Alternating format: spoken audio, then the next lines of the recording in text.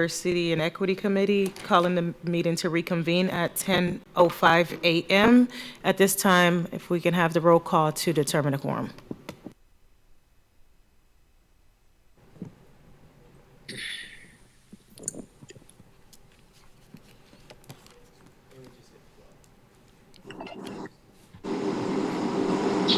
Good morning, everyone. Good morning. Adopt a Family, Jessica Pagan.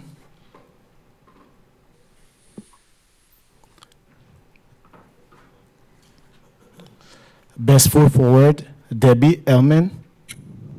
Present online. Best Foot Forward, Karen Spagnati.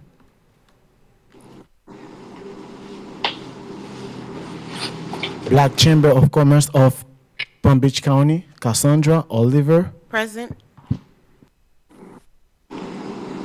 Card at FAU, Sabrina De Gorges. Present online. Card at FAU, Jack Scott. Coalition of Black Student Achievement, Dr. Deborah Robinson. Present online. Coalition of Black Student Achievement, Jacqueline Calloway.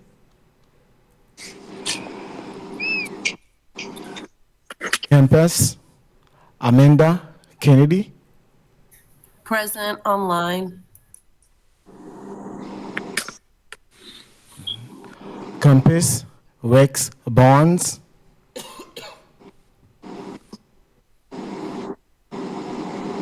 Connect to Greatness, Dr. Cassandra Carbon Thaddeus. Online. Connect to Greatness, Andre Thaddeus. Present online. District ESC Advisory Committee, Kimberly Spire O.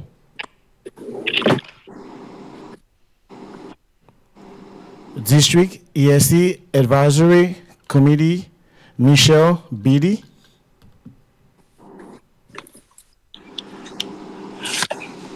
Division of Blind Services of Cesar Vigo.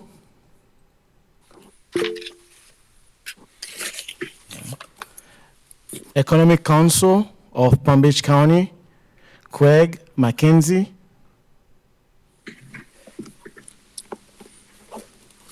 El Sol Jupiter, Suzanne Whitbeck. Florida Hispanic American Chamber of Commerce, Juan Pagan. Florida Hispanic Chamber of Commerce, Evelyn Vargas. For the Children, Reggie Duendis. Gold Coast Down Syndrome, Sue Davis Killian. Guatemalan Maya Center, Mariana Blanco.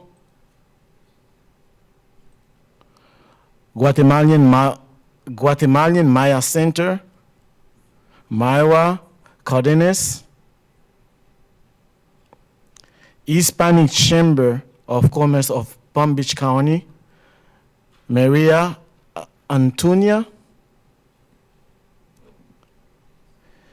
Hispanic Education Coalition of Palm Beach County, Dr. Gabriela Mendez. NAACP, Dedrick Strong.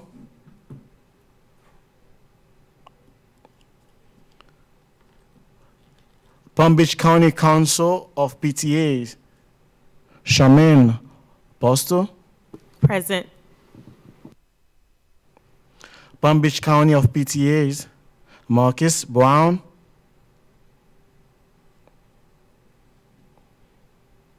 Palm Beach County Human Rights Council, Amy Kenny. Tri-City Education Committee, Eddie Woods. Present online. Tri-City Education Committee, Mary Evans.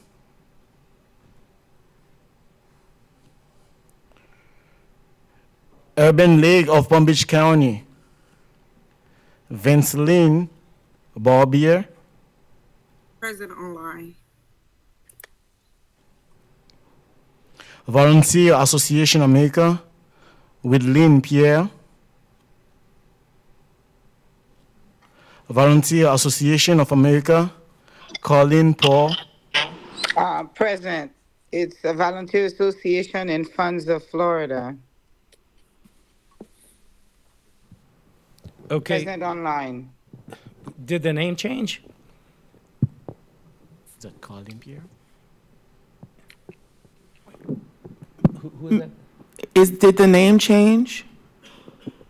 I always knew it to be Volunteer Association in Funds of Florida unless there's some adjustment that were made to the corporation.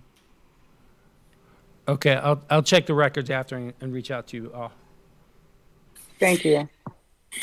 Was that Colleen Paul? Yes, present online. Thank you, Ms. Paul. Classroom Teachers Association, Gordon Longhofer.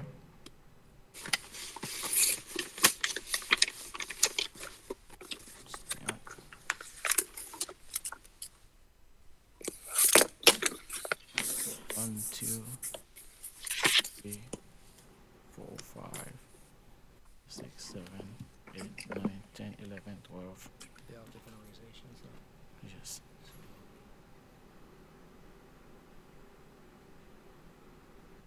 That's it. Just one. No.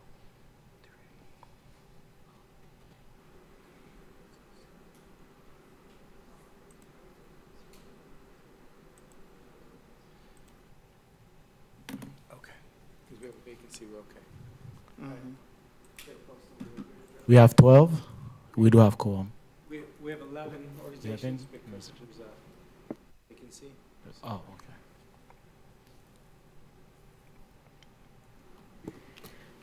Good morning. Seeing that we have a quorum at this time, I do want to ask if there is any objections that we have the new Business Department of Adult Education presentation go prior to, just a change in the agenda, go prior to the update from the Chief of Equity Wellness. Are there any objections? Hearing no objection, or before the DDEC ad hoc, before the approval minutes? No. Oh, you're going to have, okay. Yes. Yeah, perfect. Are there any objections? Hearing none, at this time, approval of March minutes.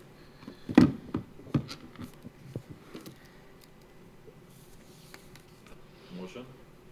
There's a motion by Juan Pagan, Madam Chair, objection. second by Cassandra. No, I have an objection, Oh, a correction. Objection, or for the minutes. Yes, please. Any we need a second before a discussion could be made. A second. There's a second on the floor. Any discussion? Yes, please, Madam Chair. On the agencies not attendance, correction for my last name is Oliver with a R, not Olive. Oliver, with the minutes, we have to correct the minutes so we can let Taisha know. Any further corrections to the minutes? Thank you. Thank you. Madam Vice Chair.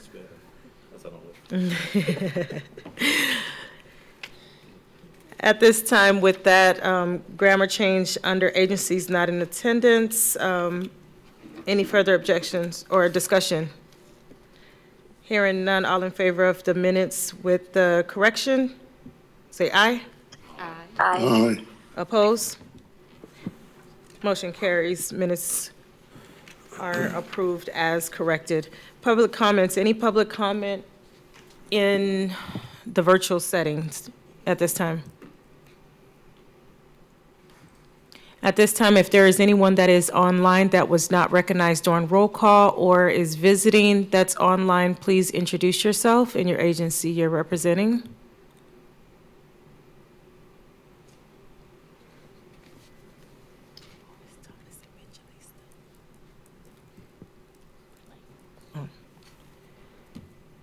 Thomas, I know you're getting Oh, that's approved, I believe, Vincent Barber.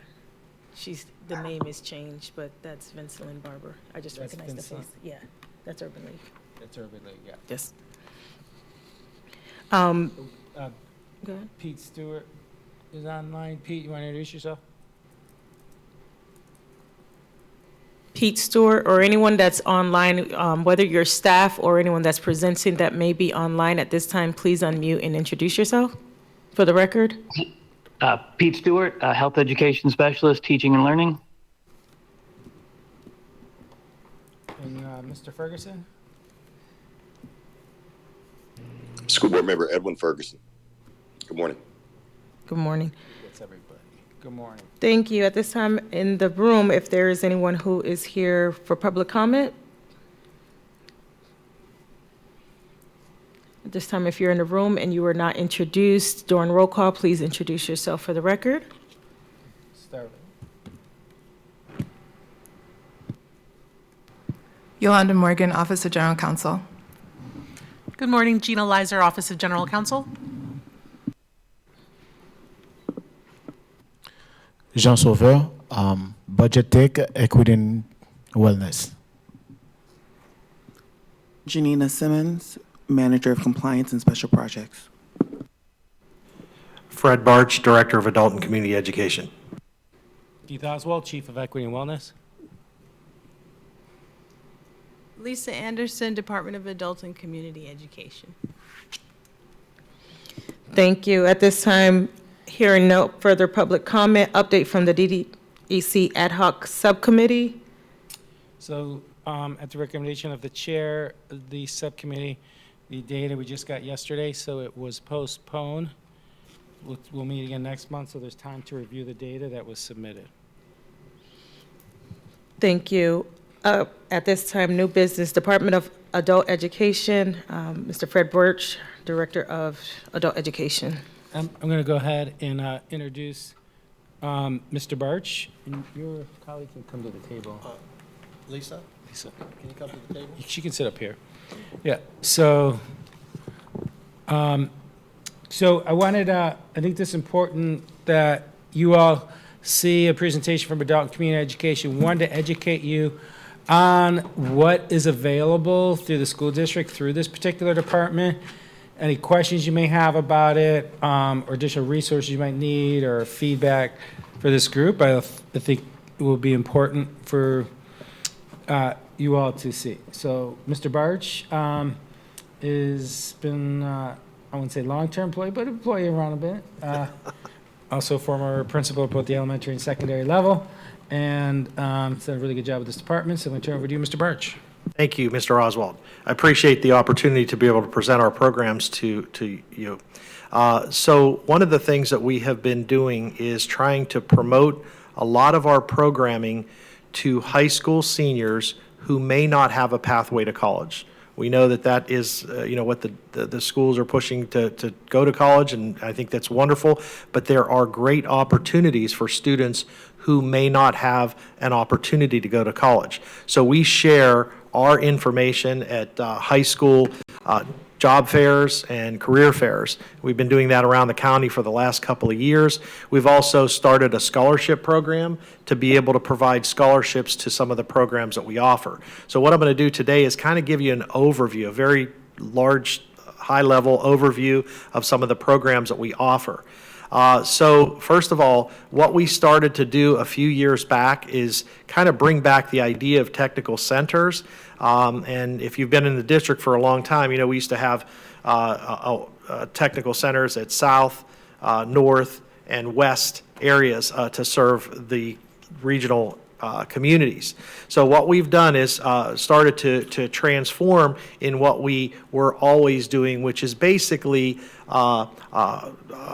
helping students get their high school diploma if they've withdrawn from school, and a lot of ESOL education, GED education. So bringing on the technical center concept and trying to transform adult ed into a true post-secondary option that is good for graduating seniors who may not go on to college, or anyone in the community. And we do serve students. This year, our student of the year was 87 years old. One of our best students. So I'm just going to go through briefly the technical centers. We have Chuck Shaw Technical Education Center, just a little south of Okeechobee and Military, serving that in the community in the western part of West Palm Beach. We also have Delray Full Service, Historic Carver, which is serving the south end. We have North Technical Education Center in Riviera Beach, serving the north. And soon we will have Roosevelt Full Service Adult Education Center opening in, we think it's going to be December, January. It may be pushed as late as March due to some changes in some of the design. And we also have West Technical Education Center serving the Glades. So just to get a quick overview of programming, and just 7 years ago, we had really no CTE programs, ESOL, GED, and some pre-apprentice. So what we've added is electrocardiograph technician, phlebotomy, home health aide, those programs in the medical. In the fall of '25, we're adding medical assisting, and eventually we'll be adding licensed practical nursing. On the pre-apprentice and apprentice, we offer HVAC and electrical at Chuck Shaw. So just to give you an overview of pre-apprentice, they're free programs, totally free. Well, I guess you should say it's an investment in time because it meets twice a week for about 7 months in the evening. So what we promote to our high school graduates who may not be going to college is you can learn a trade, and you'll see in a minute that we have welding, electrical, carpentry, plumbing, and HVAC.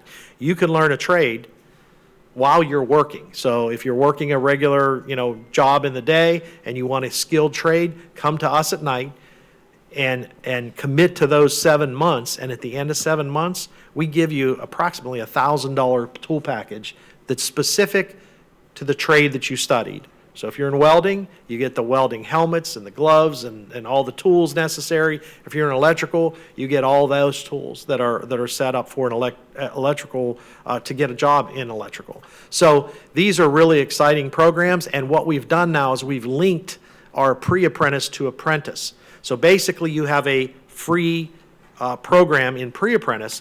For apprentice, you need to be employed in the industry, and once you get a job in the industry, that industry then sends you back to school for an additional 4 years. At the end of 4 years, you get what is called a journeyman's license, where you can open your own business, and you're making very good money. So those are opportunities that we offer that are free. So when you look at a college degree and sometimes the cost that associated with a college degree, it could put a burden on student loans for almost a lifetime, where these programs you can make a really good living and earn while you learn. So I put a couple other programs there, IET, phlebotomy, and HHA. These are programs that help students either learn the language or they're working on their GED. We blend GED studies or ESOL studies into those areas so that they can learn a little bit about the healthcare. And we found the majority of our healthcare students keep moving upward, and they go to the next level, and then they go to the next level. Our folks who started with HHA moved to phlebotomy, EKG tech, now they're going on to medical assisting. So that's a very exciting program. Those are some of the things that we're doing at Chuck Shaw. Delray Full Service, Historic Carver. We have home health aide, phlebotomy, medical assisting. Medical assisting's been going on now for a year. We've already got a graduating class there. We have pre-apprentice in electrical and HVAC. Remember, those are free. Those are free programs. We're also going to do the HVAC in what's called a career certificate program, so it'll be a much longer program. And we actually just finally, after interviewing for almost a year, we were able to find someone and hire them. So they're starting, I believe, next week to start that program up. We also have the CNA prep to be able to get our HHA students a level up. We have apprentice HVAC and apprentice electrical. Again, continuation of their education for free while they're getting paid. We also have the IET, HVAC, IET, electrical, meaning they could learn the language or get a GED while they're learning that trade. Our future programs, the HVAC, we hope to start that in the fall. We actually have a mini grant to start a quick certification program that we hope to start in about a week or two. The future, we'll have cosmetology, computers, network cybersecurity. There is a phase 2 to Delray. The building that you see just opened in April of '24.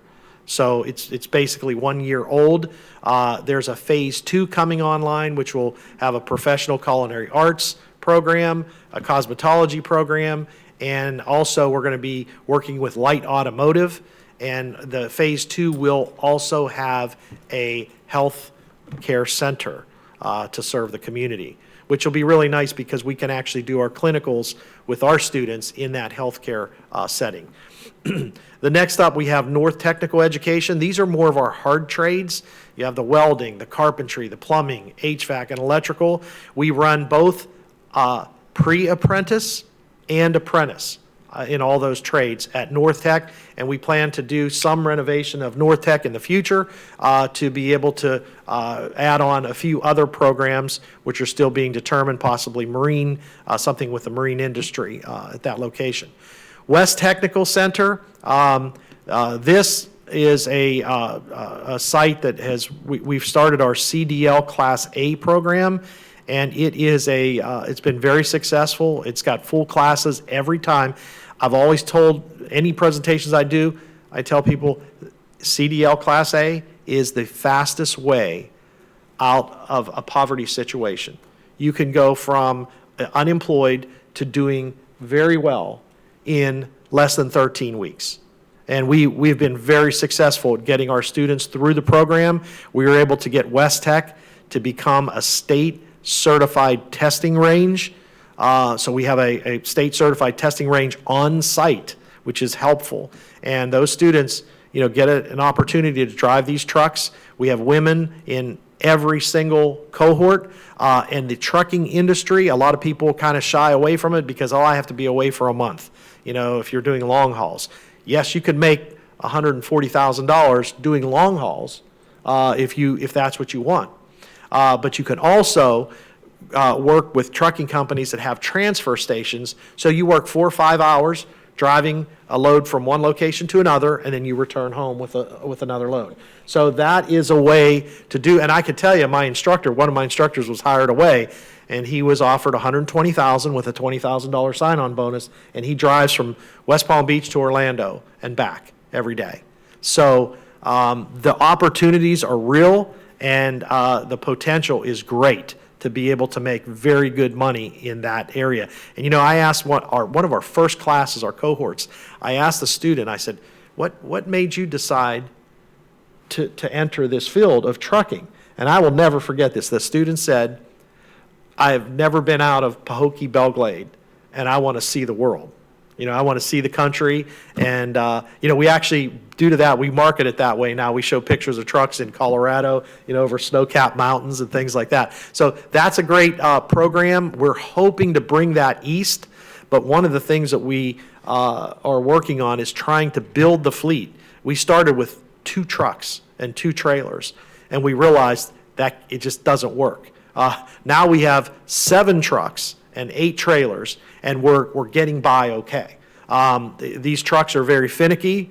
They're meant to run constantly, and anytime we have a break, like a holiday break or whatever, our trucks are going down. So there's something always in maintenance. But that's an exciting program. We want to bring it east so we can serve students in the eastern county as well. But these are programs at West Tech. Medical assisting, phlebotomy, home health aid, electronic systems tech is brand new, and forklift training we do. Actually, there's a program called GATE, which I address a little later. GATE stands for Graduation Alternative to Traditional Education.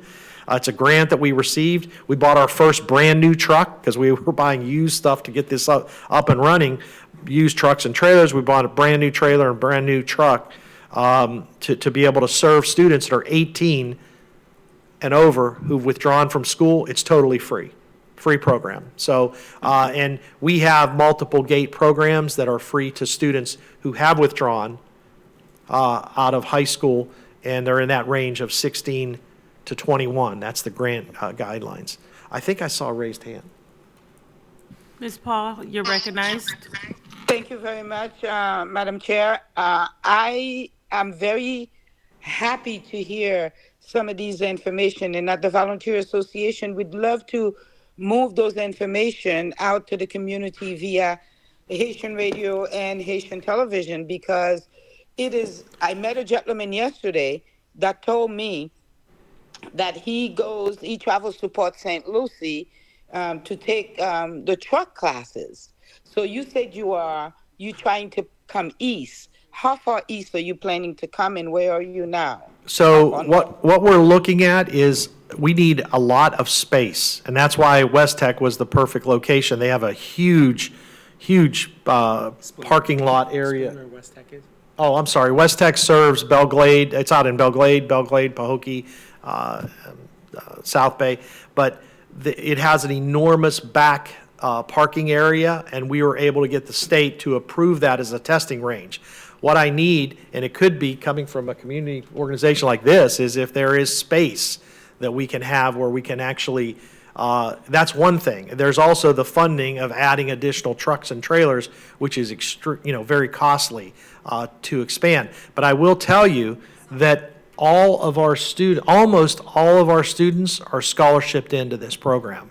So many, I won't say most, but many are able to get funding, and this is funding directly from the state of Florida, to be able to provide full tuition reimbursement or assistance for this program, because this is our most expensive program. It's about $4,200. But if you go to a private company, you're going to be paying about $6,000 to $8,000. So if I understand correctly, this program is geared really for students in high school that are graduating and getting into a trade school or wanting to learn a trade or learn something to go to work versus going to college. Yes, so for CDL, there's an important thing to remember. If you're driving trucks, you can actually get licensed by us if you're 18 years old. But you can't drive out of state until you're 21. That's a national law. So we do have a lot of local trucks that run around, the county. And also what we have added to this is we are starting Class B driving, which is driving like cement trucks, dump trucks, and things like that, heavy equipment. So that Class B program will be starting in the fall, also at West Tech. One of the things that But to clarify. Yes, I wanted Ms. to Paul, clarify. Yeah. It's open to any community member in Palm Beach County. Yes, any community member in Palm Beach County. However, due to the nature of our funding, we cannot service students who are in K-12. They have to be out of school or withdrawn from school. Okay. So adult students that are interested in becoming a truck driver or having a CDL driver's license, as long as they can find themselves at West Tech, they can apply and become a student and be part of the program. Yes. Thank you. Yes, and I think you'll probably share this PowerPoint, right, with everyone. So I put all my contact information there, and for everybody in person, I have a variety of things to give you in multiple languages, flyers and things like that. Bursch, you still have some time on your you still have some more of your presentation. All right, so I'm going to ask that we hold questions until the end of the presentation, because some of the questions may be answered towards the end. Okay, no problem. Yeah, I'll try to move along because I know I don't have that much time.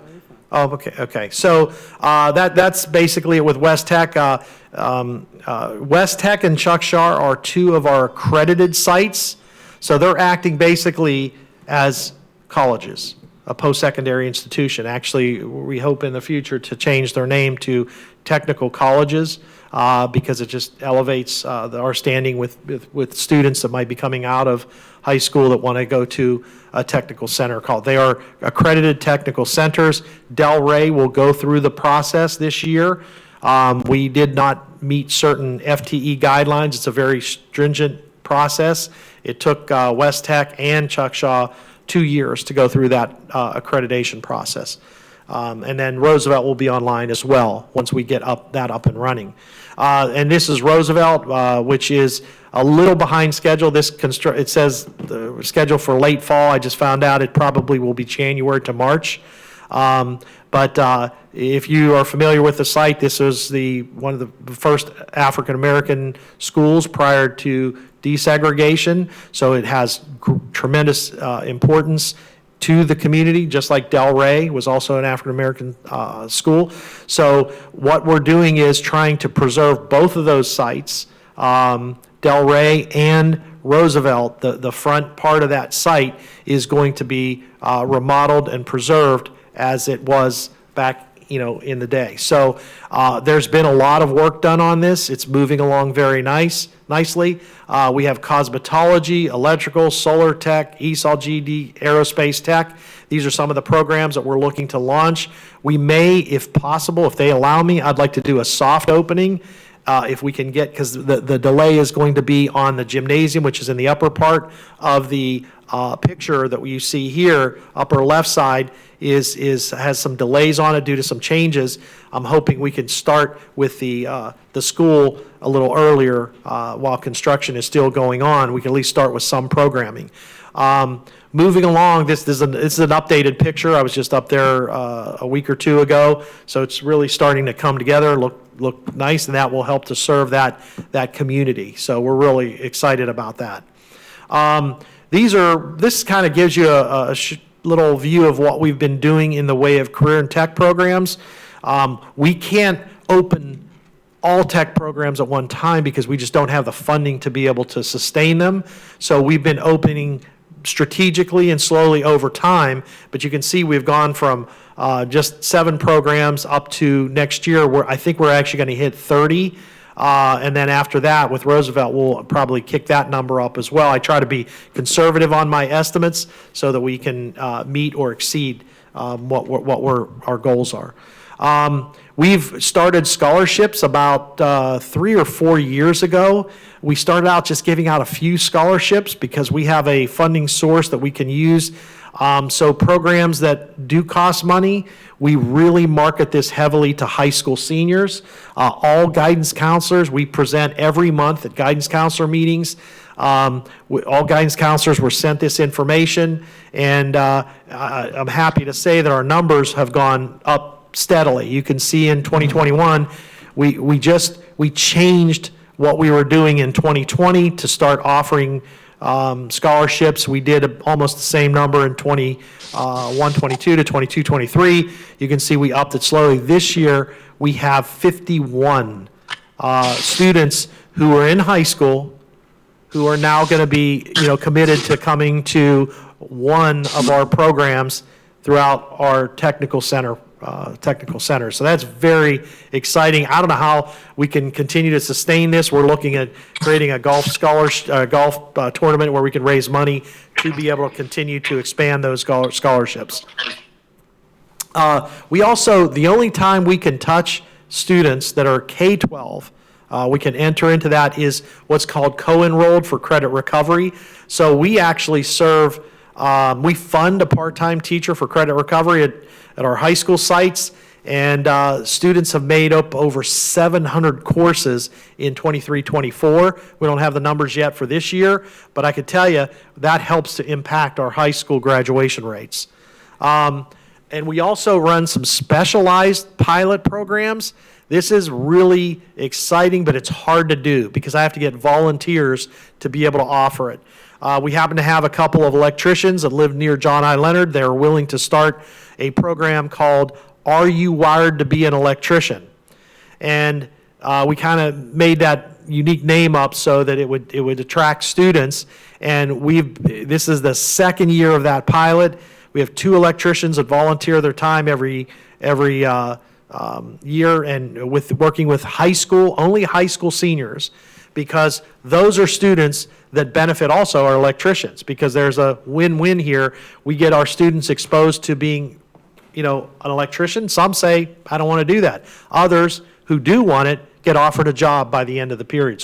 By the end of the year. So we start that in February, because I know as a former high school principal that students start getting nervous in winter when they start hearing, oh, I'm going here, I'm going there, for college or whatever. So we provided this opportunity. It's been excellent. We also started Can You Dig It, which is a group of underground utilities. It's an organization that they do everything prior to construction of a building underground.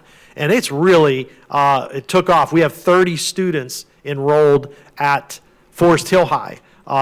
So that's an exciting program. And these are some pictures of the actual students working on the left. Are You Wired? Can You Dig It? On the right. We're going to try to do something with Cool and HV. I got to think of a unique name to attract students at Del Rey to be able to do this, because we run it through community school, and that is through our fun and leisure program. So it's separate from adult ed, but I'm able to get the high school principals to fund the registration fee and to feed the students. And doing that and offering this free program has been successful at both John I. Leonard and Forest Hill. So we'd like to expand that, but it does take people. These are all volunteers that are doing this. So there's another program called Graduation Alternative to Traditional Education. This is something the state rolled out. It's actually law now that guidance counselors must give our information to any student and their parent who is withdrawing from K-12. And this allows us to provide free any program they want at an accredited site. So that's only right now our 2 sites. Any program they want, and enroll in our high school diploma program, adult high school, or GED. So we have students that we know we're going to be doing this. This is only for West Tech and Chuck Shaw at the current time. And the state is looking actually at changing that age limit from 18 to 21. I called and said, well, what if a student's 22, and withdrawn? So we're trying to get them to lift that cap to enroll more students. But West Tech is going to do electronic systems tech, which is high-tech computer and security cameras, fire alarms, anything that's considered low voltage. So they'll be working with that as a hands-on program. These are the other programs that they could enroll in, and our home health aid is only a pathway. It exposes students. Some students say, I don't want to do this. Other students say, I want to continue my education. We've also have articulation with Palm Beach State, which is huge, that gives college credit for any of these programs to a student who then goes on to Palm Beach State. Okay, these are a little bit about our trucks and trailers. The picture on the left, I love. It's actually a mother-daughter team who opened a trucking business. So they got their CDL license at West Tech and moved on to open a business. Kind of a little overview of what we offer. Future programming, the things that we hope to start, I mentioned earlier, culinary, cosmetology, and solar tech.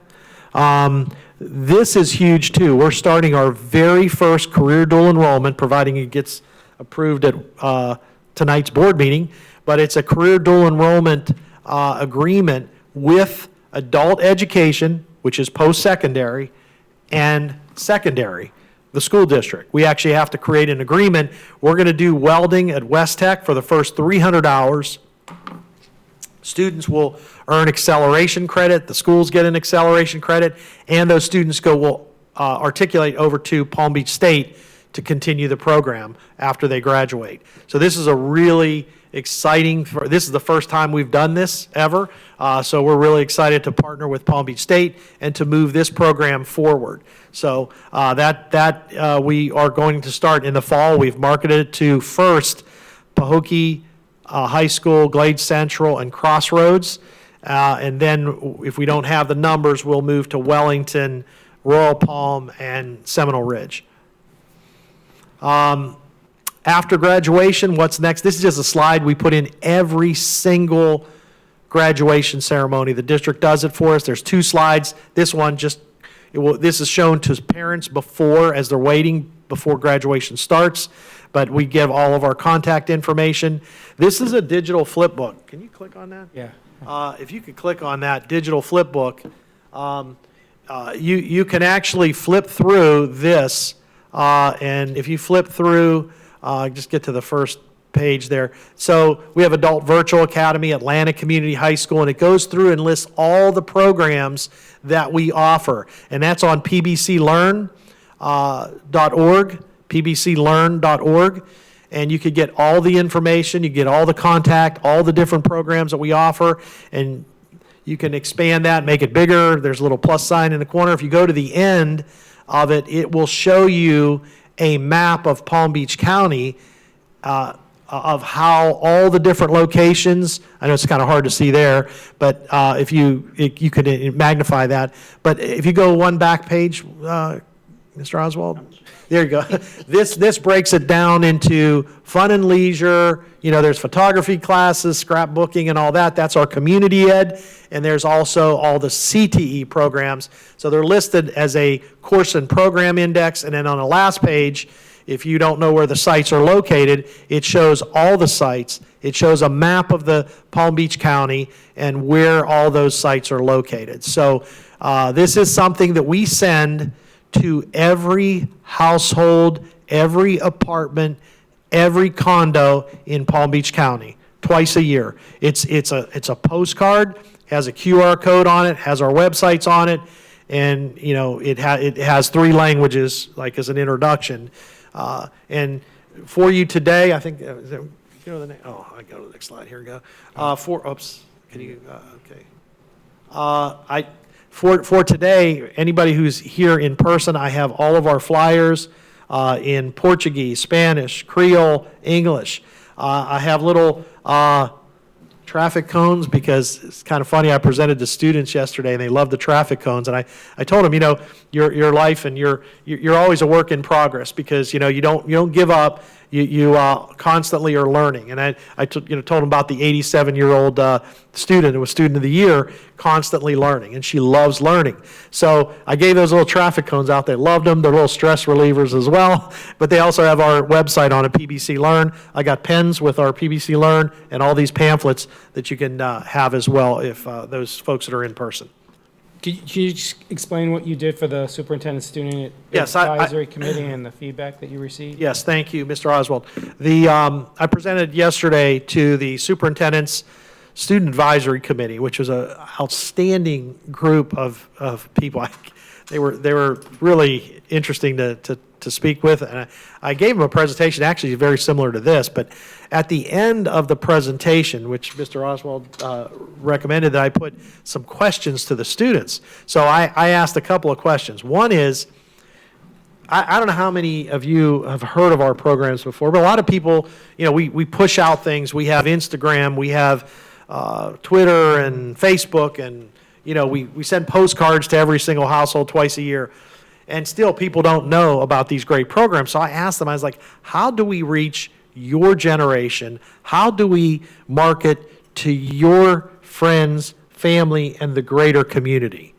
And it was very interesting. Some of the things I didn't even think I understood. But they were talking about, how you can have Instagram, what do they call them, ambassadors at every site. They did mention coming to the school sites and speaking to class assemblies, which we'd be happy to do. We do visit every school site that we can. We have started a process of putting our flyers at every single elementary, middle, and high school front office at every school in Palm Beach County. It takes us a while. We did central area towards the end of last year. We did south area this year. We're going to do north area next.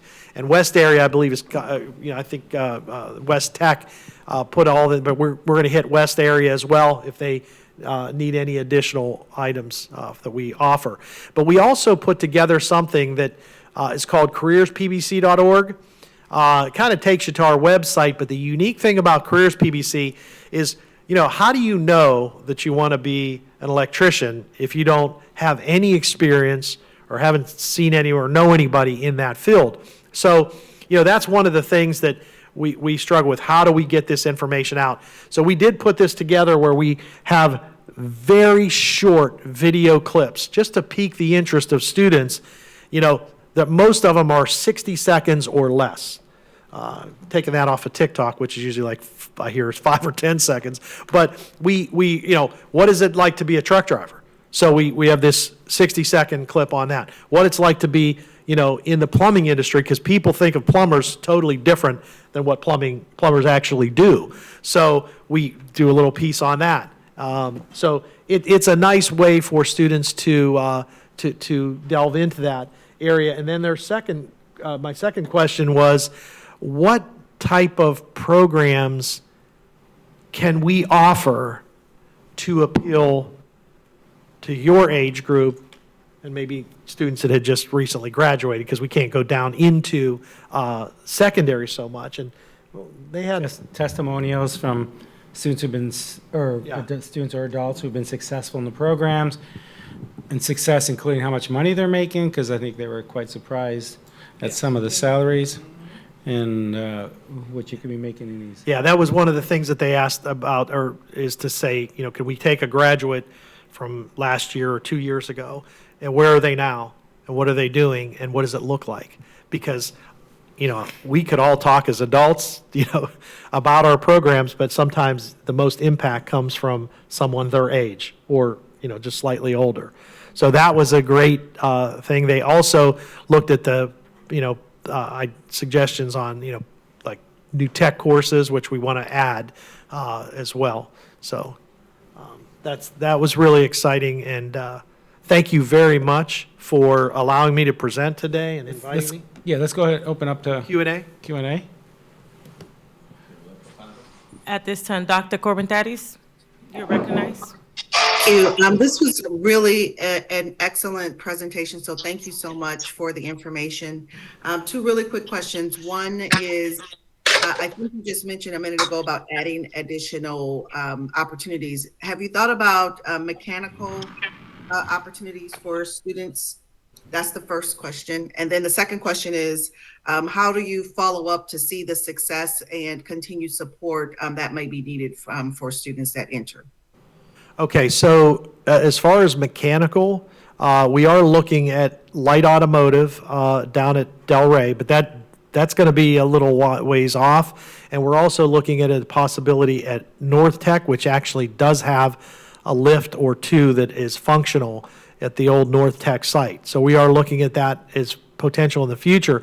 It's very, we have to start, some of our programs we have to start part-time, because in my funding picture, to hire a full-time person to do auto mechanics, if we don't get full classes, we can't maintain or sustain that program. So we've been in Seminole Ridge High has a automotive mechanic who may be interested in working at North Tech. So if we can get them on as a part-time, that could definitely be something that we could add into. Mechanical, for students, as my experience as an educator, a lot of students who don't do maybe real well in the classroom could do extremely well with hands-on activities. And that's where even mechanical pieces like the electrical or the HVAC, you've got to have a different mindset to be able to work in those areas. And I think those are great opportunities for students. But your second question was, I'm sorry? It was just how, is there follow-up, like support for folks once they get into these spaces and kind of graduate? Yes. So we have, we hired 4 career navigators for basically regional career navigators, which they go out with 2 classes of our adults, and they speak. We also have them speak to high schools when requested. But our career navigators help to track. So under the accreditation system, we have to track. So the students at Chuck Shaw, West Tech, and we already started with Delray to get them in line. Like our last graduating class at Delray was a week or two ago, and I think there were 12 or 13. 9 of them had jobs. So we had to record that. We had to follow up with the ones that did not get jobs, which are moving on to continue their education in our medical assisting program. So that all has to be recorded, and then there's a 6-month check. We don't go beyond that, and that gets very difficult, even 6 months, to try to follow up with folks to see where they are. But that's a good question. Thank you. I just want to ask just real quick, just so I understand. The K to 12, I know you don't, there's options not for them, but after that, is there an age limit? No age limit whatsoever. I could tell you our average age, I believe, is 28. Because I just checked that with our data to see what our average is. So our students average around 28, but it's very common to see 30-year-olds, 40-year-olds, 50-year-olds. And then, we get even, 60, and like I said, we've got 87 this year. And can you briefly speak to also the ESOL? Yes. Because a number of these organizations do support, constituents who are working on a... Yes, so we have a very large ESOL population. We have ESOL at just about every one of our sites to help our students learn English. We have people who speak multiple languages at our sites to assist students. And that is a big thing that we do. That's why we're expanding our integrated education and training program to, if a student is learning the language and they also want to learn how to fix air conditioners or how to become an electrician, that's where we blend those courses together and they can learn a trade while they're learning the language. And that is kind of relatively new. We started about 3 years ago, but we've really ramped it up where now we have IETs at Delray, Chuckshaw, and Forest Hill, and we're expanding down into Boca, out to West Tech, and we're just continue to expand that program because it is such a good opportunity for students to learn the language, and do more with learning about a trade. And, it could be they don't want to move forward with that, which is fine. Then they, exit that and just continue on with their language classes. Just a quick question. If I understood correctly, that means even if I've been out of high school, I graduated already 3-5 years ago, and all of a sudden I was lost in a space, but I want to come back and learn something. So that's still an option for me? Please come back. Please come back, because we will take everyone. We'll take everyone, and many times we could scholarship them into programs. So that is, just come back. Yeah, there's also a program they have for students who are in high school who are considerably off track for graduation, that they can track into work on a GED. Yeah.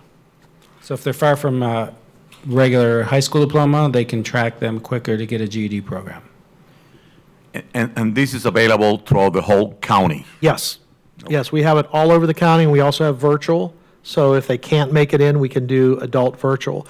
And we do have counselors we have career navigators who are all counselors, former counselors, and we also have a counselor on staff where we look at every single student. If they were going like a high school track, we take a look at every single student and we analyze, is it better to go the GED track or based on their high school transcripts? A lot of people left high school for a variety of reasons.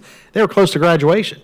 They can make up those courses through our adult high school program. And I want to turn, Lisa, if you wouldn't mind saying, because Lisa heads up our literacy program, and she does some great things with literacy as well. Lisa? Okay. It's on. Great.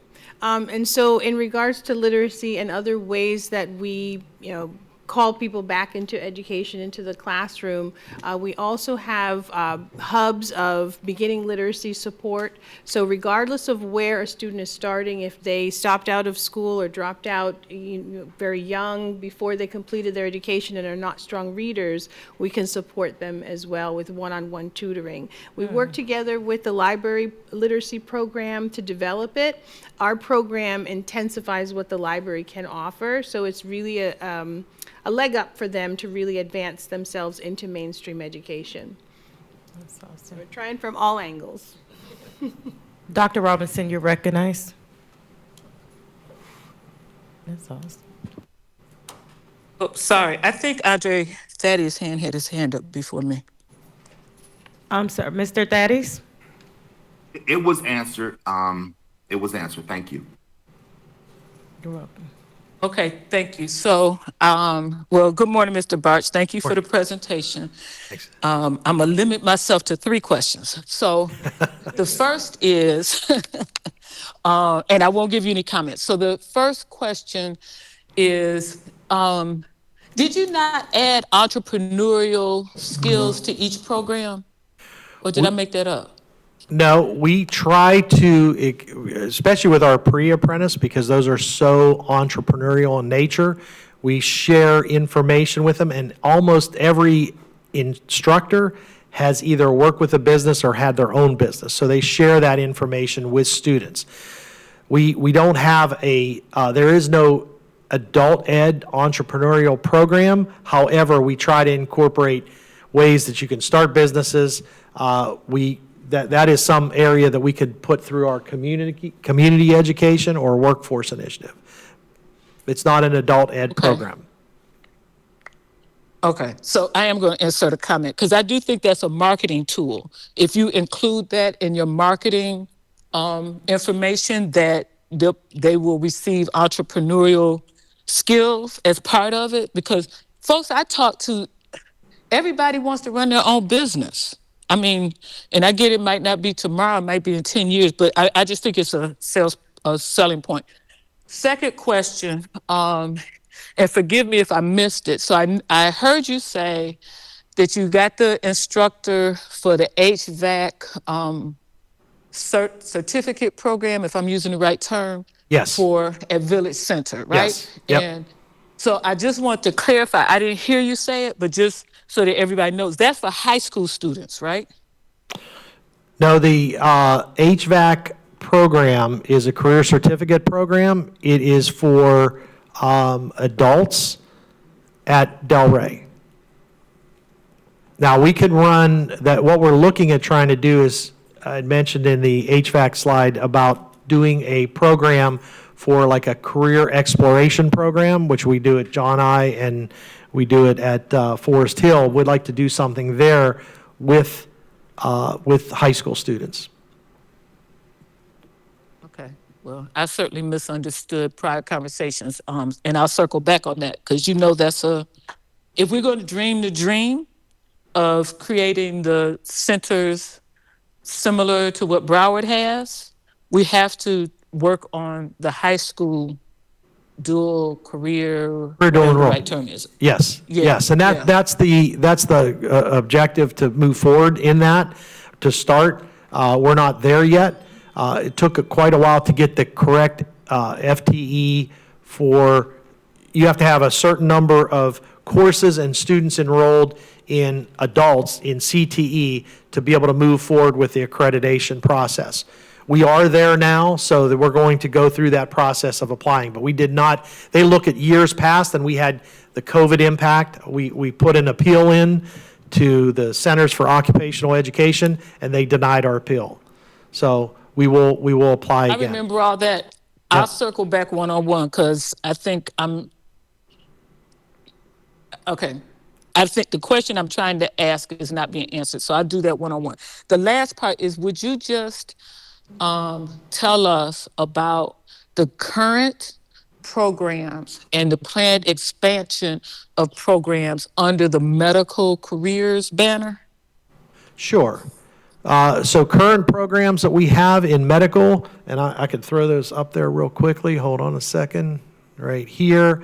Under the medical, we have medical assisting, which has already started at Delray, and they did get through one class of medical assisting. We have it at Chuck Shaw. We have it at Chuck Shaw starts in the fall, and then it's already running at West Tech as well. So that's our medical assisting. EKG Tech is at Chuck Shaw, although that program is going to sunset because it becomes a part of medical assisting. And then we have phlebotomy at West Tech, Delray, and Chuck Shaw. And we have HHA at all three. HHA is one of those IET programs that help develop students that are learning the language or getting a GED. We also have phlebotomy and HHA, both IET programs for ESOL at Forest Hill High. And we do have, the goal is to move to LPN. And that was on one of the slides that I had mentioned before. That will be only accredited sites as we move forward in that area. Which is right here.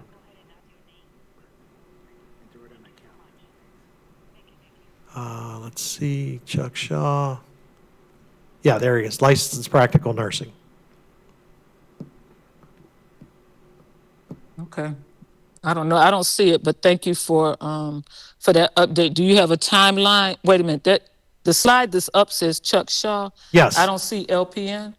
Okay, but as I understand, the plan building 1 at Historic Carver and you made reference to the medical clinic? Yes. And part of that was to support a LPN program. At least that's what the community believes. And so if that's not true, I need to say that. So the healthcare center, which is going to go in I believe the first floor of building 1 at Delray, will allow us to do our clinical programs for all of the nursing programs we have at that center. Right now, they go off to different hospitals or doctors' offices. They could still do that, but the intent is to move to licensed practical nursing. That's the move. We're continuing to move up, and if you look at the chart that I showed, I mean, we've advanced quite well through the medical program. We're held back a little bit. We need to get our COE certificate or COE accreditation at Delray, and that will help us to be able to offer career dual enrollment, which is, I think, what you were mentioning earlier, where we could bring students in to do the HVAC, to do the medical programs.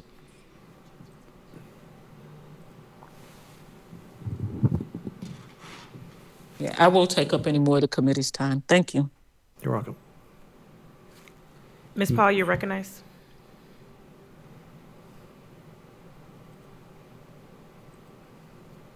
Carlene Paul, you're recognized. Okay, I'm sorry, I was still muted. One question that I had, I wanted to know if the Adult and Vocational Education Department is working with the local churches, because due to a lot of stress from immigrants that are going to adult and vocational education, they find themselves staying home, and they're requesting in their church if they can provide the ESOL teachers, which is closer to them and where they feel safer. Do you have any of those programs available within the Palm Beach school system? So when we reach out to churches, it's a little challenging to be able to send teachers to the church to work there. We've got to go through an agreement with the school board. What we have done is, where churches have reached out to us, or we've reached out to churches, we have set up online programs. For example, there was a church, I can't remember the name of it, Lisa, the one on Military Trail, that reached out to us. They were actually doing their own ESOL program. So what we said is, what we can do is we can enroll those students into our adult virtual program, and we could support those students virtually with our teachers. And we do that at one or two churches. I am meeting with a Haitian church in Belle Glade next week to talk, because they have some ESOL classes that they're running independently. So we're trying to get them connected to West Tech. And if they don't want to go to West Tech, or they can't travel to West Tech, we'll look at enrolling them in the online virtual piece, where they can have access to our instructors as well.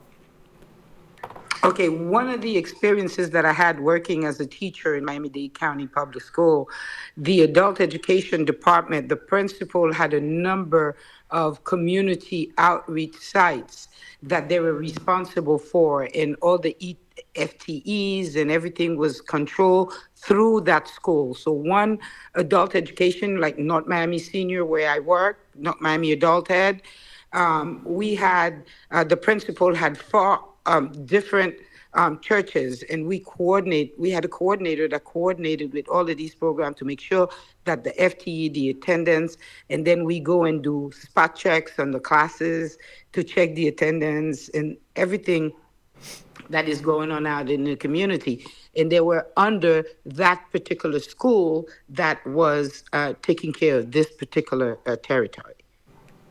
I think that would be something that we could talk offline about to see what we can do with, I'd like to learn more about what they do specifically. It sounds like they're doing what we have the option of doing. We could take them under our umbrella, and we could provide resources through our adult virtual program. Like lesson plan, making sure that they are FTE students, they have all the regulation, absentees are checked in. And then as somebody that was an outreach worker for the school, my job was to spot on every schools that were working with the center that I worked with. So I can give you more details. Yes. And we can explore it, because some churches, since the increase of fear in the community with ICE, the people, from what I was told, are not going to school as much. So, Hey, Ms. Paul, I'll connect you an email with Mr. Barch so Okay, that you great. guys can set up a follow-up and maybe talk more about that. Okay, thank you very much, Mr. I do want to add too that this department does a lot of community outreach and community events. So if there's something, for example, a Fiesta de Pueblo, they've set up tables for outreach. Many things. So if there's something that comes up, definitely want to reach out to them to help educate, your constituents that you support and represent. They'd be more than happy to come out. Okay, great. Any further questions for Mr. Birch? Hearing none, Mr. Birch, that was a fabulous presentation.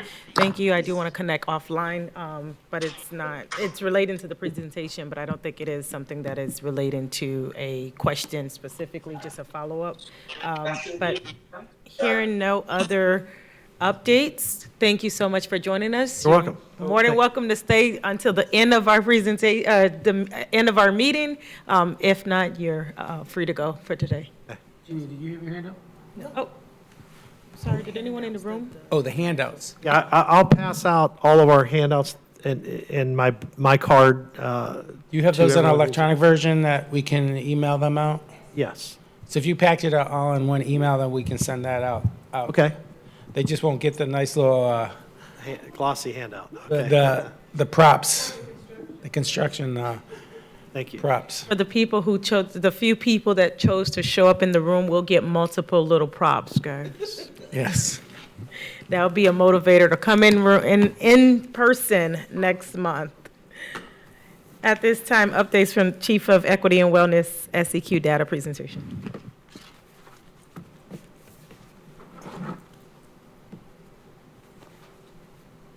All right, good morning again, everyone. Give me 1 second here.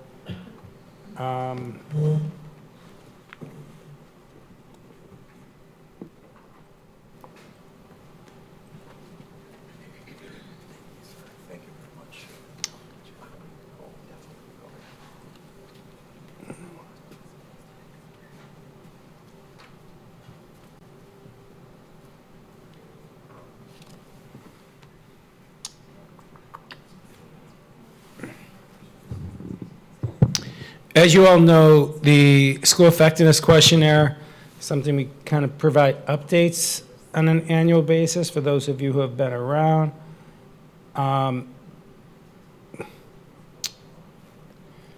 So do you want to, we have the results for this year, so let me just see if I can get it up here.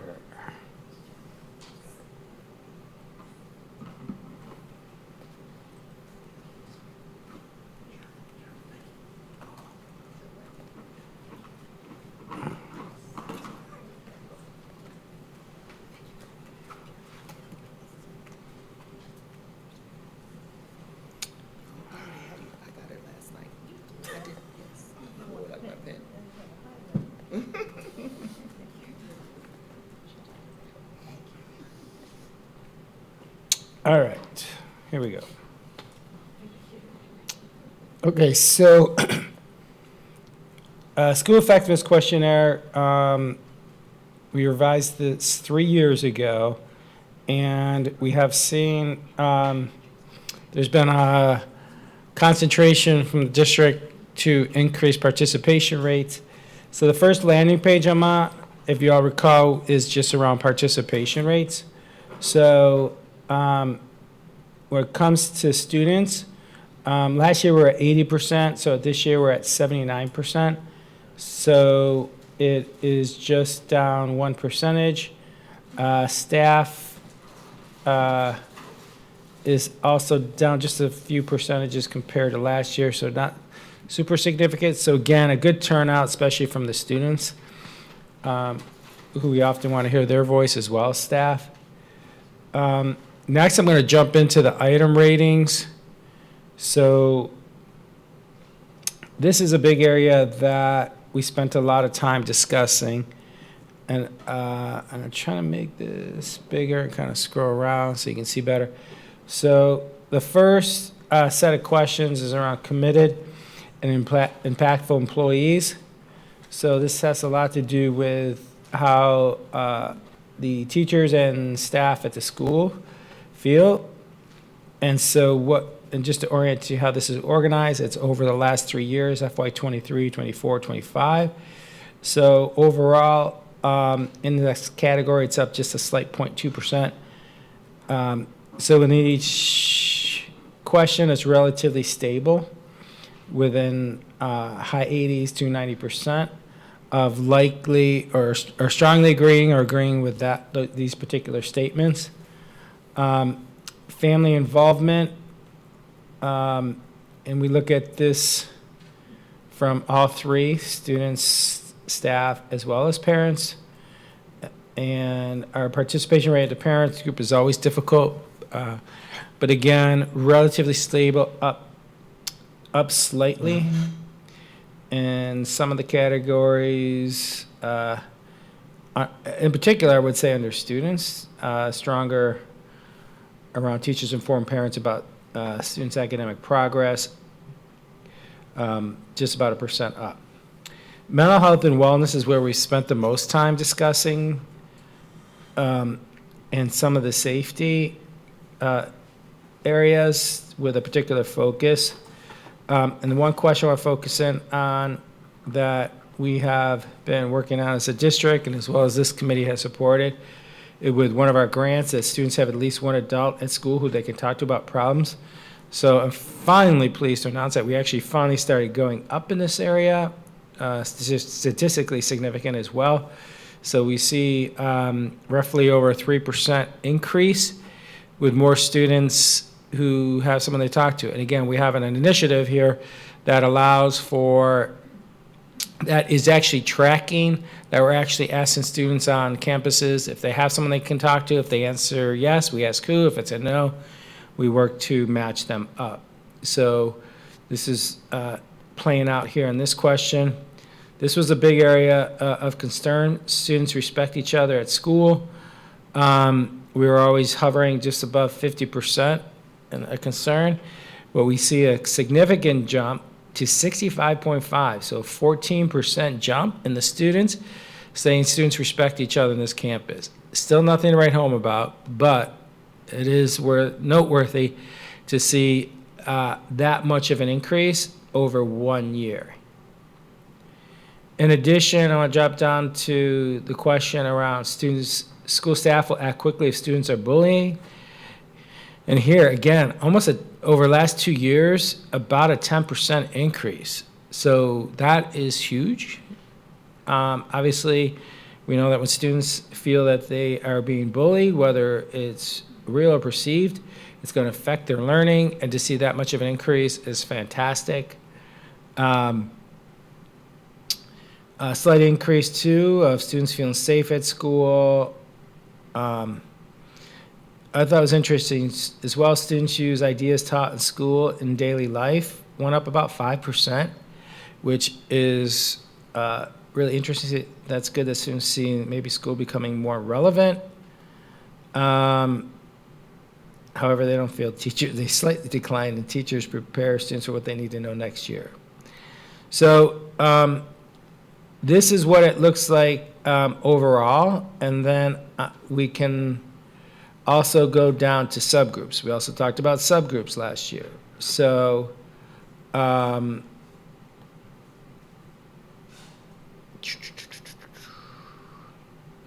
also, let me just go down left first. Supplement. So we can also drill into what these look like by every grade level. As an FYI, student subgroup, I'm looking for student subgroup overall so that you can see what this looks like. So what we're seeing here is each of the subgroups, in particular the areas that were in the red,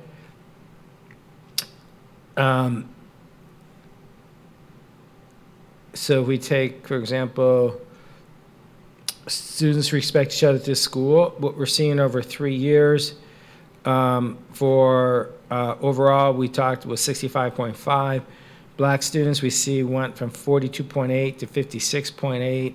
Hispanic 55.8 to 67.8. Multiracial 52 to 63.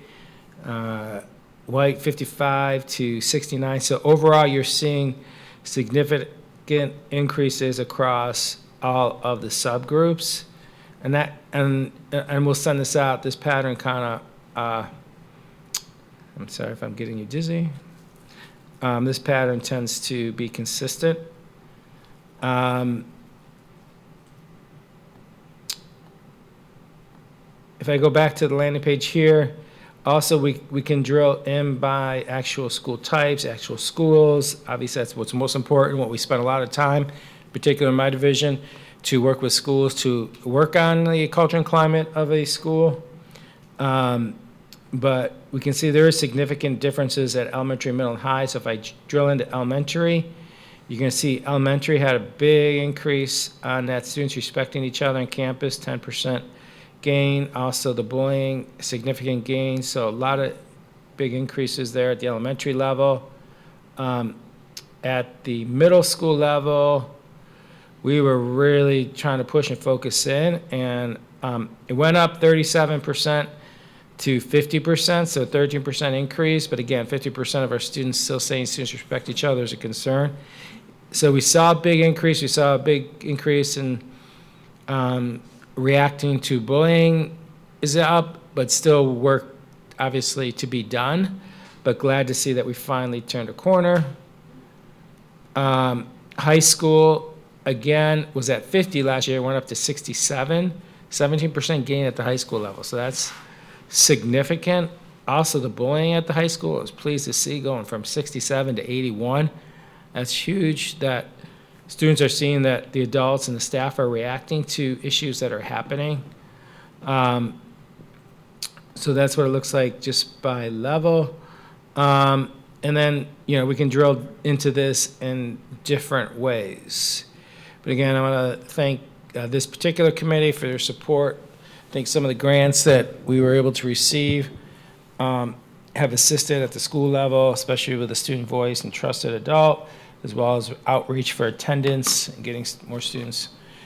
And I'll share more on the attendance and discipline probably in our June meeting, because things have, knock on wood, are trending very well so far this year, and I don't want to jinx myself in this last month, but things are moving positive that way as well. So I'm going to stop here and to see if there are questions. I have a question, Madam Chair. Madam Vice Chair, you're recognized. Thank you. Mr. Oswald, will you go back to the slide that had the questions where students felt respect? Sorry. So that's that one there. Students respect each other. And it appears that, and then I think you showed another slide showing the demographics also, but it appears that the students in the question section, when they said I felt respected versus others. Or did I misread that? It seems like they were mostly green when the student said, "I am respected," but when the question was asked, "Are students in general respected?" the color was. I don't think we don't have, I'm these safe eyes- at school, okay. I belong at the school. So it seems like there might be a perception issue for the students feeling safe at the school compared to what they're viewing their peers are, unless I misread the slide for safety. So students feel like they belong to this school, so they answer that as an I. So that 82.6, it dropped 1%. Okay, I misread Over. it, thank you. But when they actually do it, it is like an I. Okay. So in this overlap. And there is actually, let me go to the items, because this gives the actual questions. So this is, where's safety? Here it is. The answer, I feel safe at the school. I feel like I belong at the school. School staff will act quickly if I'm bullied.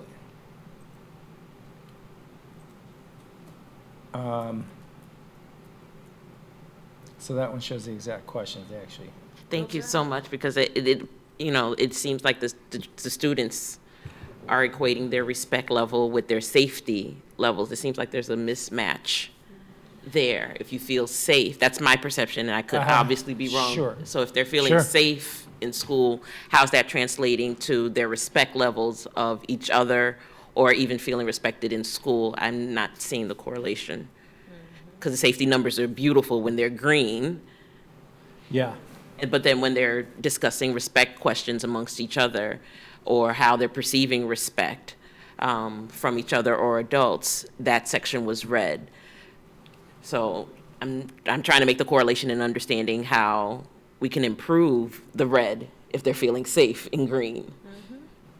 Yeah, and so I've always kind of interpreted how they see their peers reacting with one another, or how their peers are reacting to them, even though they may feel safe. But peer to peer seems to be some challenges that we've been trying to work with the schools to focus in on. Also, there's still that perception gap too with the adults, however, think that the peer to peer is not really as bad as the students think it is. So is that things that are more subtle that are happening that teachers don't see? After we did train this year on the 4 to 5 Florida tip app, I can tell you, it's been a huge increase all year long on the tips, because I get all of them for the district and charter schools. Big increase on kids reporting bullying, reporting when they don't feel safe. So it's interesting that kids are really using the tools more when we directly teach them to reach out for support. So, but it's interesting. I'm going to drill into that more, probably deeper, school by school, to see if I see patterns like that, what that looks like. Thank you. We have a couple hands. Dr. Thaddeus? Yes, I'm glad to see that the trend is moving in the right direction. My question is more about what is happening. First of all, let me back up. Which schools the trends are moving? Which schools are having the upward trajectory? And what are they doing so that we're able to learn and share with other schools? And I'm curious where we are noting the learnings from the upward trajectory of this work. Yeah, absolutely. It's a great question. That's what I ask my teams all the time, is to drill in deeper now. So I have started going, right now, the patterns I see right now are pretty much positive trends for all schools except for a few outliers. When I looked at attendance and discipline data, I'm seeing positive trends across all schools as well. And some may not huge, but I'm hopeful that maybe some of the things that we're pushing as a district is working. But as far as outliers at a particular schools, we're still going through that because this is kind of hot off the press. It just came out like 2 weeks ago. So I haven't been able to analyze to that depth yet. And I can provide updates as we do, because you're right. If there's some that are significantly higher than others, definitely want to find out what the heck they're doing so that we can work to replicate that and for them to share out. And what we did start doing this year, well, we've always kind of done, but more intentional, schools that had positive trends last year, especially at the beginning of the year around some of these areas, we had them share out. Like, for example, schools with strong PBS at their school, positive behavior support, where we saw decrease in discipline. Last year, shared out the things that they were doing. So we did more of those share outs, especially in the beginning of the year, so more schools could try to replicate those and hear right from their peers. We do want to continue doing that because that's always seems to be well received by at the school level. Also, we started like having more virtual monthly meeting support around some of these topics, like student voice, trusted adults. So there's a monthly meeting where people can get additional resources to support or hear from others that are on the front line doing the work and how it's working for them. Thank you. And I'm going to make the assumption that you're talking about the schools that are in the red and moving, as well as the schools that are in the green, in terms of sharing out. Yeah, the schools that are in the green are the ones that we really want sharing out. But I'd like to hear from the schools in the red who are also moving and. Oh, I see. Yes. You see what I mean? Like, I'd like to know what they're doing to start to move the needle at that school or those schools. Sure. Yeah. And when you get this too, you'll be able to drill into each school. And there are like a lot of different patterns for different schools. Some with, more work to do. So yeah, I see what you're saying. We can definitely do that. That's a good suggestion. Any other questions about this? Mr. Pagan, you're recognized. Thank you. Just a good question. In the current political environment that we are facing now with DEI and threats of funding cutting and so on, what are going to be the implications for programs like this and we can keep supporting and we can move it in the right direction because it's going to impact our students? And of course, the school district is put in a bind because he's against the wall with a knife, right?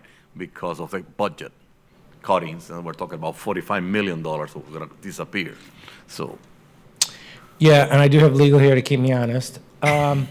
So right now, a lot of the language, and I do have just a couple updates at the end, but none of these programs are considered an issue as it relates to some of the noise that's out there. Right now, it's really looking at any exclusionary practices that exclude a particular class of individuals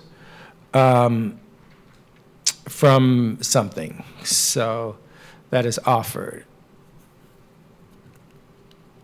So. Thank you. I'm getting a shake, so I'm good. Yeah. Any additional questions regarding the SEQ presentation, data presentation? No, I don't see any hands.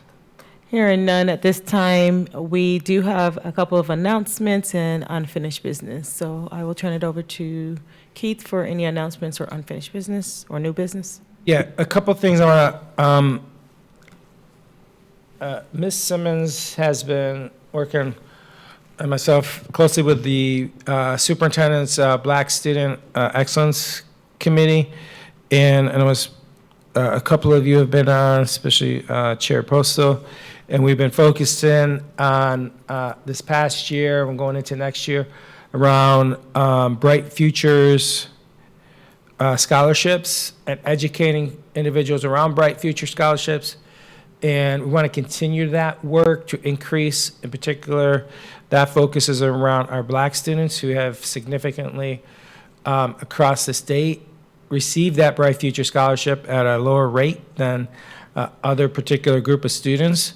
So there's 3 committees. I definitely we can provide an update at the next month, but encourage that if you are interested in participating on any one of the 3 subcommittees to support that work. A lot of it has to do with outreach and education on parts of families and community members about what the requirements are. We've done a presentation here, but the devil's in the details of receiving that. We want to just increase those numbers.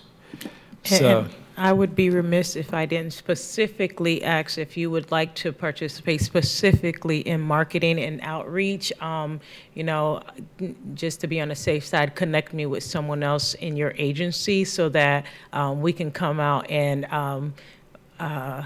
market and outreach and share about Bright Futures, but also we would like to collect some data from the community on Bright Futures and students, all stakeholders, students, parents, the community, those who are standing in the gaps for our for Black students. I do want to offer that again, just to be on the safe side. Connect me with someone else from your agency, but join marketing and outreach.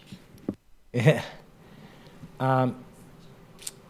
Then I do just quickly on some of the legislation that's happening right now. If you've been following the headlines, right now the House, Senate, and the Governor's Office have not been able to settle on a budget. There's significant difference between the House and the Senate that have some significant impacts that will have significant impacts on our budget as a school district. You've probably seen the headlines, in particular, as it affects our high schools and acceleration, is to cut that FTE roughly in half, which is about a $30 million impact to our district. We're like the 3rd highest in revenue from that. So just to provide some statistics, 85% of our seniors in the past year took at least one accelerated course. So this is where we're talking about ACE, AP, IB, our industry cert courses. As you know, that's a savings for families, for college credit, more rigorous coursework to prepare them in post-secondary. Schools receive 80% of that funding, where they use to pay the tests, the bonuses out. Teachers receive a bonus for every pass rate. They offer additional extra courses because they're able to purchase teachers or extra period supplements to buy additional staff to offer more. They pay for tutoring and other professional development for teachers to teach those courses. So right now there's a lot going on throughout the state, a lot of people contacting legislatures to kind of push back on this and not to make these kind of cuts. You can do as you wish, but we are concerned that it will have a big impact. Obviously, our high school principals are very concerned because we've done so much to open up enrollment to so many students. We don't want to see that slip back. So please be sure to follow that. In addition, the House and the Senate budget proposals overall are the House is a 0.69% increase in the funding, and the Senate's 1.5% increase in funding across different categories. I won't get the details. With that kind of increase is going to result in a budget shortfall when you talk about the other costs that we have for annual costs. So those are our great concern as well. Right now, there's a lot, if you follow the news, there seems to be a lot of infighting going on between the House, Senate, and the Governor's Office. And we have a week to get a budget. And right now, they're they're billions of dollars off between the House and the Senate. So we'll have to stay tuned to see what happens. But I strongly encourage you as leaders within the community to pay attention and take whatever appropriate action you think your organization or agency may need to take to address the support for public education. And then lastly, as you may have seen in the news, the school board today is going to have a board workshop and then take action on 10 policies to revise those as it relates to updates that are being proposed. Those updates are based on United States and the Florida Department of Education directive requiring certification of compliance with the current federal executive branch interpretation of the Title VI and the Students for Fair Admission versus Harvard decision. So some you'll see that being categorized as DEI, and that's kind of like the headline news. So we are updating those to the board for emergency action. So that'll take effect immediately, and that'll provide 90 days for permanent action to make those changes. Superintendents across the entire country had to sign certifications to ensure that they don't lose any federal funding. This action is taken to make sure that we're not at risk. All of the changes, pretty much, I think all of the changes have not been in practice or being utilized. So we just want to take this action to ensure that we're not at risk at all.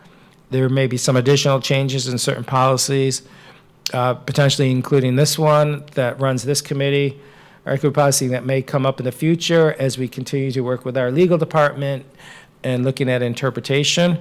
We'll keep you updated as that goes along, but again, we don't want to put ourselves at risk of losing those kind of funds.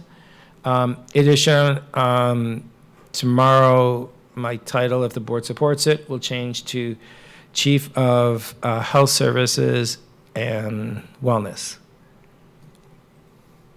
I'm sorry, Chief of Student Health and Wellness. I'm still working on it. So after board action tonight, if that's approved. So those are some updates, and I appreciate some of you have reached out to me that you were contacted by the media. You may have been contacted. As you know, your agency is listed as this is a board policy. So some of you may have been contacted about the media about some changes. And again, it's up to you whether or not you want to comment. Yeah, I'll leave it there.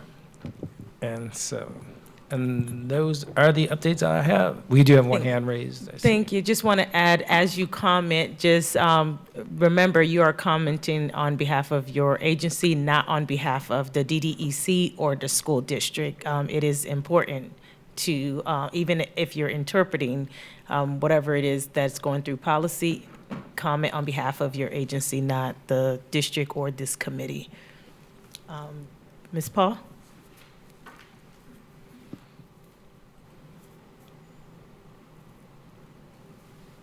You're on mute, Ms. Carleen. Okay, I'm sorry. Yes, thank you, Madam Chair. I want to understand some of the policy changes that are going to be happening as far as the school system is concerned, so our funding doesn't get affected by the federal changes that are occurring. How would we be able to see what the languages were before and what we are changing them into? So if you go to board docs, everything's listed. So if you go to board docs on the district website, if you go to school board meetings, there's a link where you can go and there's a public viewing where you can pull up the 2 p.m. workshop meeting or the regular meeting. But if you pull up the workshop meeting, there's an attachment where you can see each policy that's being changed, and the new language will be redlined, and crossed out would be any old language. Okay. Thank you very much. You're welcome. Legal, anything to add? Do you guys have anything to add? Do you have anything to add, or correct me if I said something against? Remember, keep me honest. Okay. Okay. Any All right. additional questions to come before the body? Or business to come before the body? Ms. Carlene, you're loud, and you're not on mute. Any additional items to come before the body? Hearing none, I will entertain a motion to adjourn. Oh, timeout or announcements. And enough. Well, I just want to make a comment regarding 2 weeks ago, our organization in coordination with PBSO, Palm Beach County Sheriff, we held a meeting for the Hispanic community, leadership of the Hispanic community at the Hilton Hotel. The whole idea was everything that is being going on with immigration, ICE, and things like that, and also calls to some of the principals of the school for ICE to pick up kids over there, and they were denied. They were told, no, you cannot come here, and that was the right motion to do. The whole thing was, Sheriff Bradshaw was very clear what are the rules of the game, because there was a lot of parents that might not be sending their kids to school right now because they're afraid that ICE is going to come and do a raid. So that was something very, critical throughout the whole thing. We have the Pastors Association. We have over 600 people attended the meeting. And Mr. Sheriff Bradshaw was very clear. If it's administrative order of ICE, you can say very polite, no thank you, we don't need you, thank you. If it's a court order, it's a totally different story, because that means there's a judge who already ordered the arrest of somebody because committed a crime or whatever, violation. But the whole thing was very clear. Everybody felt very good over the position. Sheriff Bradshaw was very clear, said they do not work for ICE or immigration. So it is two separate organizations, and they respect each other. At least that's in Palm Beach County. Other counties might be working the game a little bit different, but that's the policy here. FYI, keep everybody abreast. Thank you. Any additional questions to come for the body or comments, announcements? Hearing none, I will now entertain a motion to adjourn. Adjourn. So moved. Motion adjourned by Mr. Pagan, second by Ms. Paul. Ms. Paul. Have a great afternoon. Thank you all. See you guys on May 15th at 10 a.m. in the boardroom. May 15th. Thank you.